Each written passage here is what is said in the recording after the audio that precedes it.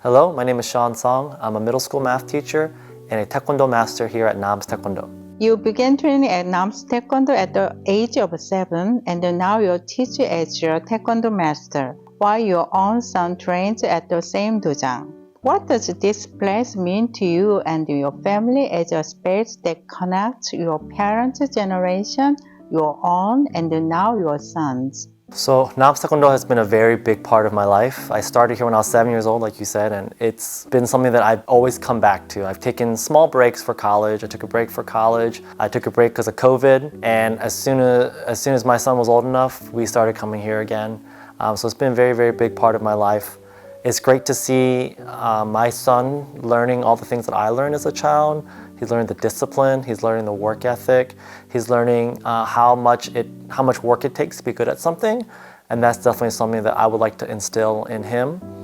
The work ethic, the responsibility of what he's supposed to learn, that's something that my parents, as first generation immigrants, they instilled in me, and I think it's really great that I can instill that in my own son as well as he comes here at 남스태권도. You grew up helping your first generation immigrant parents with their business and witnessed their immigrant life up close. How did your parents sacrifice and sense of responsibility share who you are today as a middle school math teacher and Taekwondo master? So I saw them work very, very hard and never complain. And I think what I saw with my parents, they worked hard without complaints, like I said, and they show me that if you work hard, then you can have positive results. And those are the types of things that I try to instill both in school and at the 도장. If you work hard, if you work the right way, you always get positive results. It's always good to ensure that students understand that if they work hard and they do what they're supposed to do, they'll get results that they want. And that's something that my parents, just by their example, they showed me. They never complain. I try to tell my students, complaining doesn't help, only moving forward helps. So my parents were the same way. They always made sure that they worked hard. They always made sure they did things without complaining. And I think that reflected in who I am and how I teach both at school and at the 도장. As a second generation Korean American, you have lived with the mainstream American society while remaining closely connected to Korean community. In what ways do you see your life as different from your parents, and in what ways do you feel it closely resembles theirs? So I think my parents and I, the way that we look at tasks and look at how we approach life is very similar. Like I said earlier, they're very much, let's get to work and let's get it done. There's no need to complain because complaining doesn't do anything. So the way that they went about their life, I feel like I go about my life as well. I always try to do things without complaining. I always try to do things because they need to get done. And that work ethic is something I try to instill in my children as well. As your second generation Korean, are there times when you felt like you're different from other students? Korean culture is a lot more accepting, or is more accepted now. It's something that we celebrate. When I was younger, it was very much, for me at least, I felt different than the other students. Definitely through elementary school, middle school, there weren't a lot of Koreans at my school. So whenever I did something that was Korean, I felt very differently. For example, I would bring kimbap to school sometimes, and sometimes the students would mention that it was smelly. And at the time, I was very embarrassed. Even though it was a very, very minority number of students that said that, just hearing that as a child, it's very jarring as a child to hear that your food is smelling, your food is not something that they like to look at. But now, with the way, like how you wave and the K-pop culture is kind of integrated and blended into everyday life, it feels very much more acceptable to be different, and that's something that I'm very happy to see for myself and for really all the Korean Americans who are in school now, and all the Korean Americans that are experiencing the things that I went through.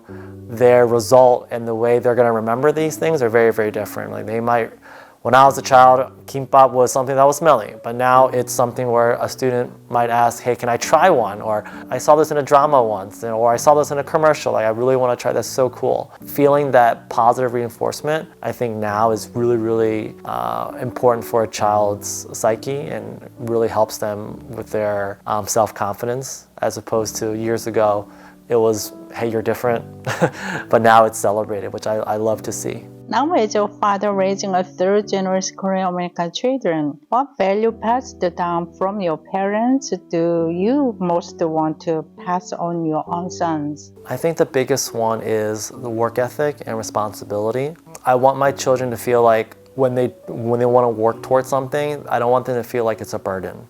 I want them to understand and make it feel like it's just something that I need to do to get better.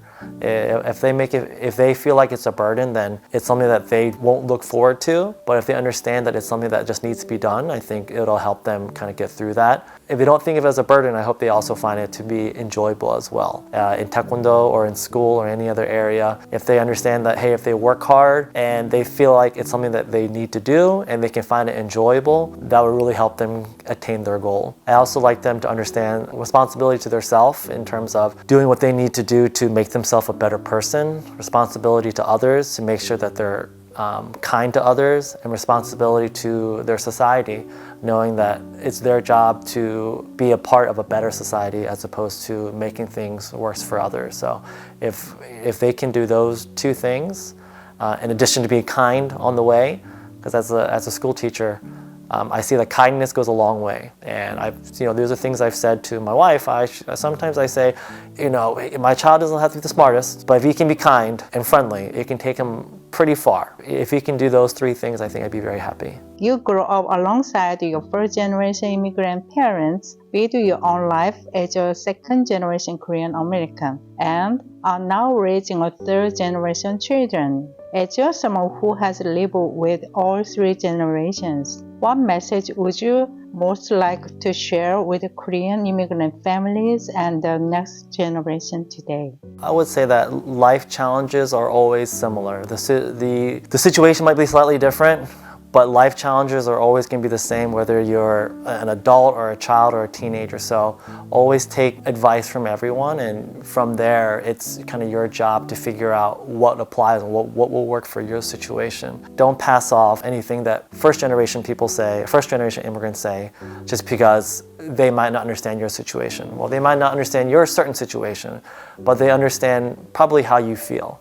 And I think it goes the other way too. First generation immigrants, the third generation might not be in the same situation that you are, but they also have good input and good views that you can use as well. So don't pass off any advice from anyone because they're older or younger. There's always something that you can use and apply to your situation. First generation immigrants, or my parents as well, a lot of things that they said to me as a child, I didn't understand. Because they didn't apply to me directly. But now that I'm older, the lessons that they're trying to teach me were invaluable. And I think if we can see through the specific situation that we're in and kind of try to look at the message that each generation is trying to give you, I think we can apply that to really any situation. Please subscribe and like. See you at Manna!